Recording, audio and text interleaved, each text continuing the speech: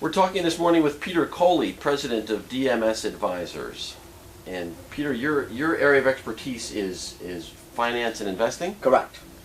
And where did you get the idea to start a mutual fund based on Indian companies? Well, okay. India was the first place that we went to. My idea was actually to do something radically different than what most companies in this mutual fund companies in this country do. Majority of mutual fund companies in this country are U.S. based, broadly invested in the U.S. with some emerging market or frontier market funds. Right. I decided to flip that and become an emerging and frontier market mutual fund company with maybe one or two U.S. funds, index funds. Not the S&P 500, everybody's got that, something maybe like the Russell 1000, 2000. And so, and the idea of that is that if things turn for the worse out in emerging markets, we can retain the assets by putting them into American funds over here, right, without them going to Vanguard or somewhere else like that. Anyway, so I had this idea, and being from India, I thought the best place to start would be India, because I know a lot of people in India. That's what you know. Yeah, it actually turned out to be not such a great idea. But anyway, because the regulatory authorities in India are very, very strict and doing businesses in India is very cumbersome, very laborious. And whereas over here we could get something approved rather quickly, in India it takes much longer. And so we have to deal with this. But I decided that what I'd do is I'd start off with two Indian funds. The first being the mid-cap index fund that was approved back in, started trading in October. And actually the first trade was done on the 15th of October last year. And the first trade was actually done with our money. And because I wanted to make sure that everything worked properly. And in fact, right behind you is a photograph of my wife with the check. Right over there, and the application was the first one, and then there's the transaction report, and then her quarterly statement. We have that up there on the wall. And then the second fund, which was approved back in December, was a bank index fund. And that began trading on the 7th of January. After India, I wanted to take a breather after dealing with all those people in India. I decided, well, let's do a third one. And so the third one is an approval stage right now with the SEC, is based in Poland. It's a Polish fund. It's based on the WIG 20, which is their index. Now, how much money do you need to start a mutual fund? 50. What do you mean? To invest in it? Yes. Before you can start making your How much do we invest in it? We've probably, in our mutual funds, the attorneys, we use Stevens & Lee right over here. I think they just built a house in Florida on our money. I think we've actually probably put in close to $500,000 so far. And this, it's basically all legal fees are our biggest challenge. And plus you have to, in order for the SEC to approve a mutual fund in this country, you have to have what they call seed money of $100,000, a minimum of $100,000. And that has to remain in the fund to pay expenses and stuff like that. I guess that's what I was really asking. Oh, okay, I'm sorry. That's all right. Yeah. The other stuff is all legal fees and paying all the other expenses of the fund itself. But those are startup costs. Yeah, startup costs, but about $500,000. The investment part is you need at least $100,000. $100,000 to remain in the fund, for us to remain in the fund, yes. So what's the next step after you make these first couple of trades? Well, what we have to do is we have to accumulate assets. We have to go out there and we have to sell the mutual funds. Being that I'm the only person here, I have help, but being that I'm the only person who has any licenses, I'm the only one who can sell it. So that's primarily going to be, going forward, is going to be my focus is actually on the sales of these mutual funds to investment advisors, to the public, and people like that. In fact, tomorrow morning I'm flying out to California, to San Diego. The TD Ameritrade is having a conference there of investment advisors, about 1,000 of them. So I hope to make some sales. Yeah, basically talk to them about the mutual fund and try to get them to sell it to their clients. Now, this is pretty unusual for around here. Someone starting a new mutual fund. Yes, it's not fun. It's exhilarating, but it's not fun. It's a lot of sleepless nights. Why is it exhilarating? It's exhilarating when you have clients or people from outside that see the value of investing in the fund. I mean, our bank index fund, as I said, we just started trading it, but had it been in existence last year, it would have returned 56%. And then the same with the mid cap. The mid cap was 39%. It was up 39% for last year. So I mean, they're really investments that people can make a substantial amount of money in. Is it high risk? I mean, yeah, the mid cap index is high risk. I mean, it's 100 stocks in the mid cap index. It's in India. It's based on the index. We have an agreement with the National Stock Exchange in Bombay. Right. We use their mid cap index. It's 100 stocks. Not only is it's risky because it's risky is it's more volatile. Let's put it this way, because A, it's in an emerging market. B, it's medium-sized company, which over in India probably considered micro-cap company over here, right. And you're also dealing with currency fluctuations. So on three fronts, it's volatile, and but the bank index is not. The bank index is pretty stable. Their index is made up of 12 banks, 12 of the largest banks in India, right. Both what they call public sector and private banks in India, and foreign investors love.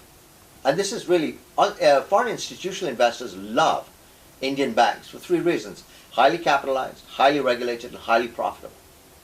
So this is really the first time that the retail investor in this country can have access to the same thing that institutional investors had access to for a long time. Now, is this a hard sell? I would think. No, it's not a very easy sell. I would think it's a very easy sell. There's so many mutual funds that particularly the institutional investors have access to. Yes, but the retail client doesn't. Okay, this is who we're primarily going after. We're going after also the brokers who can sell this to their retail clients. So people at like Lake Mason or Wells Fargo. Yes, they could. Their advisors could sell that to their clients. Yes, I have to. In order for them to do that, I have to have selling agreements with them, with their broker dealers. And that's part of my job, is to have get selling agreements with these broker dealers. And how's that going? Well, our first one actually was on TD Ameritrade, and TD Ameritrade is a very difficult platform to get onto. We actually got onto the platform. That exposes us to about 2,500 investment advisors in this country who can sell our fund, okay, because it's on their platform, and because I think that TD Ameritrade understood that we're the first in this country. There is no India mid-cap index fund in this country. There's no bank India index fund in this country. There's no Polish fund in this country. Our fourth one is the Baltic Index, which is actually from Riga, Latvia, and that stock exchange is owned by NASDAQ. And again, we're going to be the first in this country. I had a meeting with NASDAQ over in their corporate headquarters in the financial district on Friday. And we are the first again in this country. We just signed a licensing agreement with them. So you had said that if somebody had bought into the fund already, last year, they would have made... Well, I mean, my wife, for instance, we put in $5,000 just as a test trade. I mean, she's up close to 4% so far. Just since? Yeah, but I mean, it's been fluctuated. Actually, it was as high as 6%. It's down to about 4% right now because of the volatility in the market. But over a year, she'll do well. And so will everybody else. But the mid cap index is better for people who are younger.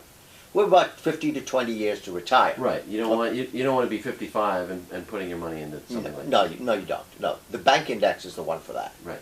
Because that's a very stable index. It's a very stable index. As will the WIG 20, which is the Polish.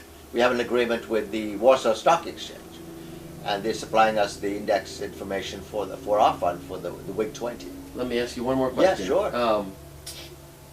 Global economy. What kind of things? I mean, here in the U.S., we're kind of used to thinking about the things that could help or hurt the stock market here. Mm-hmm. What kinds of things? What kind of global economic factors influence investment in India? Well, the same, but only magnified. For instance, I mean, see, the way I look at it this way: one of the countries that we will not be investing in is China.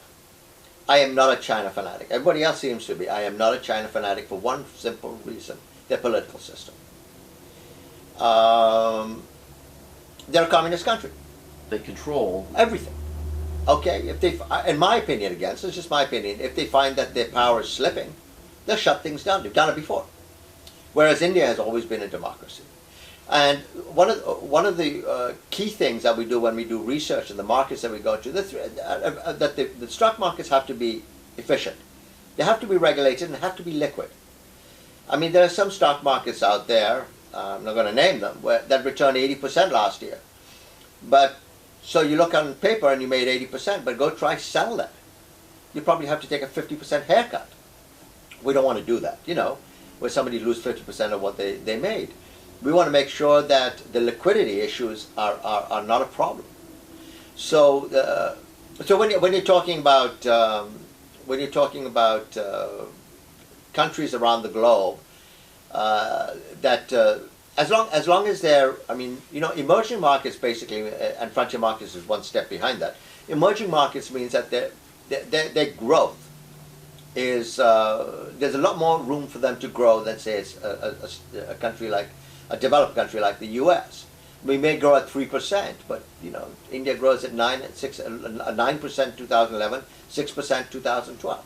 So there's a lot more room for growth, a lot more room for money, to make money in those markets. Of course, the political system, I mean, we know what we have over here. I mean, we're a democracy, I think.